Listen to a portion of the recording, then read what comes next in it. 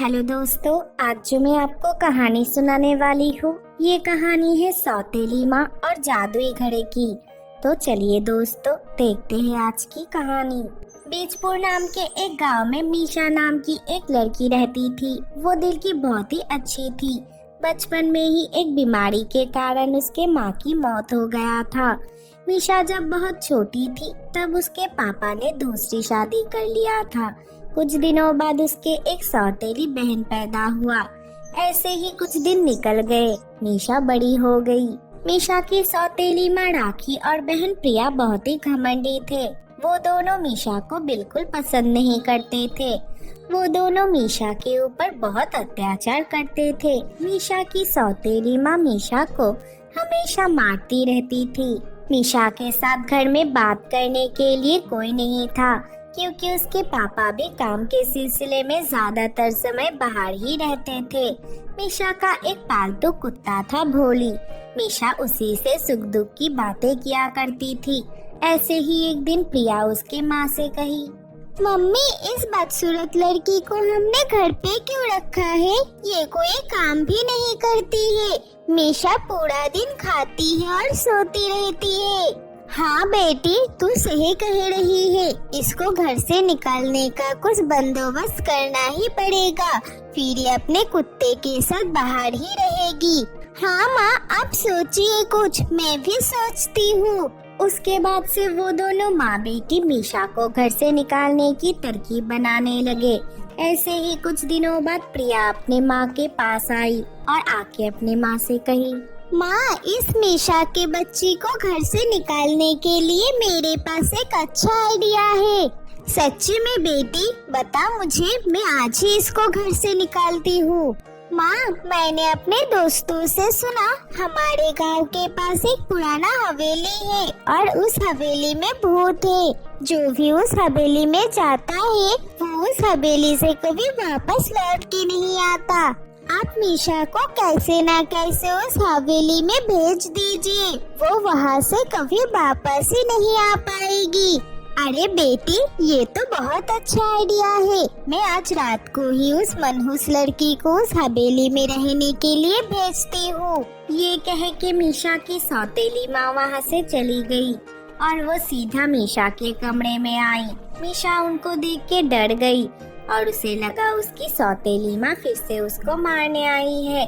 तब उसकी सौतेली माँ ने उसे कहा, सुन, मैं आज एक पंडित के पास गई थी। उन्होंने बोला है हमारे गांव के पास जो हवेली है, अगर वहाँ तू एक रात रहेगी तो हमारे घर के सभी का मंगल होगा। लेकिन माँ, वो हवेली तो भूतिया है। मैं वहाँ अकेले कैसे रहूँगी? मुझे बहुत डर लगेगा। क्या हमारे घर के भलाई के लिए तू इतना नहीं कर सकती? और अगर तू आज वहाँ नहीं गई तो देखना आज मैं तेरी क्या हालत करती हूँ। और हाँ, अपने इस कुत्ते को भी साथ ले जा। ये कह के मीशा की माँ वहाँ से चली गई। मीशा के पास दूसरा कोई उपाय नहीं था। वो अपने कुत्ता भोली को लेके उस हवेली के पास चली गई। वहाँ पहुँचते ही उसको डर लगने लगा। तब वो अपने कुत्ते से कही, भोली, मुझे बहुत डर लग रहा है। डरो मत, मैं हूँ ना तुम्हारे साथ। मैं हर मुसीबत में तुम्हारा रक्षा करूँगा। भोली की बात सुन के मीशा के मन में थोड़ा साहस आया और वो अपने कुत्ते के साथ उस हवेली के अंदर चली गई। अंदर जाके उसने देखा वो हवेली एकदम साफ सुथरा है और देख के लग रहा है वहाँ पे कोई रहता है। उस हवेली के अंदर सब कुछ था। ये देख के मीशा हैरान हो गई। तब अचानक से उसको पायल का आवाज सुनाई दिया। जैसे ही वो पीछे मुड़ी, उसने देखा उसके पीछे एक चुड़ैल खड़ी है। उसको देख के मीशा डर गई। कितने दिनों बाद इस घर में कोई आया है? आज तो बहुत मजा आएगा। आप मुझे मारो मत, मैं यहाँ नहीं आना चाहती थी। मेरी सौतेली माँ ने मुझे यहाँ आने के लिए कहा है। कल सुबह होते ही मैं यहाँ से चली जाऊंगी। तुम्हें किसने कहा कि मैं तुम्हें मार डालूंगी? मैंने सुना इंसानों के बनाए हुए खाने बहुत स्वादिष्ट होते हैं। तुम मुझे आज खाना बना के खिलाओ।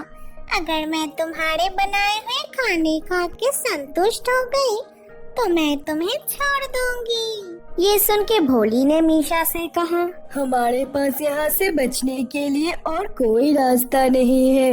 हमें कैसे ना कैसे करके इस चुड़ैल को सुबह तक उलझा के रखना पड़ेगा, फिर हम यहाँ से जिंदा जा पाएंगे। भोली की बात सुन के मीशा के दिमाग में एक आइडिया आया और वो तुरंत उस चुड़ैल से कही, लेकिन खाना बनाने के लिए तो बहुत कुछ सामान चाहिए और बिना वो सब सामान के अच्छा खाना तो बन ही नहीं सकता। ये मेरा हवेली है, यहाँ तुम्हें जो भी चाहिए होगा मैं तुम्हें वही ला के दूंगी। मैं इससे इतना सामान मंगवाऊंगी कि ये पूरी रात सामान लाने में ही निकल जाएगा। ये सोच के मीशा उस चुड़ैल से एक एक करके सामान मंगवाने लगती है, लेकिन मीशा ये देख के हैरान हो जाती है कि मीशा उस चुड़ैल से जो भी चीज मांगती है उस चुड़ैल के एक चुटकी बजाने से ही सारे सामान आ जाते हैं। तो वो भोली से कहती है, मैंने जो मंगवाया इसने एक चुटकी में सब कुछ ले आई, अब हम सुबह तक कैसे रहेंगे। तब भोली मीशा के कान में कुछ कहता है। तब मीशा चुड़ैल से कहती है, मुझे एक मिट्टी का घड़ा चाहिए। ये कहते ही वो चुड़ैल उसको एक मिट्टी का घड़ा ला के देती है। तब मीशा चालाकी से उस घड़े के नीचे एक छोटा सा छेद कर देती है, लेकिन चुड़ैल को वो बात पता नहीं चलता। फिर वो चुड़ैल से कहती है उस घड़े में पानी लाने के लिए, लेकिन उस छेद के वजह से वो चुड़ैल वो घड़ा पानी से भर ही नहीं पाती और सुबह तक पानी भरने की कोशिश करती रहती है। जैसे ही सुबह होता है वो चुड़ैल वहाँ से गायब हो जाती है और मीशा और भोली भी वहाँ से भाग जाते हैं। जैसे ही वो बाहर जाते हैं उनको एक जादूगरनी मिलता है। रुको, मुझे तुम्हें कुछ कहना है। मैं एक जादूगरनी हूँ। मैं बहुत दिनों से इस चुड़ैल को हराने की कोशिश कर रही हूँ, लेकिन मैं इसे हरा नहीं पाई। लेकिन तुम लोगों ने ये कर दिखाया, इसीलिए मैं तुम्हें कुछ देना चाहती हूँ। ये कह के जादूगरनी उनको एक घड़ा देती है और उनसे कहती है, ये एक जादुई घड़ा है।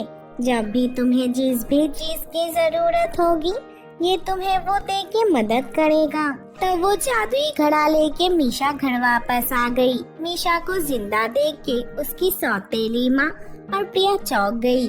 तब जैसे ही उसकी सौतीली माँ ने उसको मारने के लिए उसके पास आई, उस घड़े से 2 लकड़ी निकल के उनका पिटाई कर दिया और वो दोनों मीशा से माफी मांगने लगे।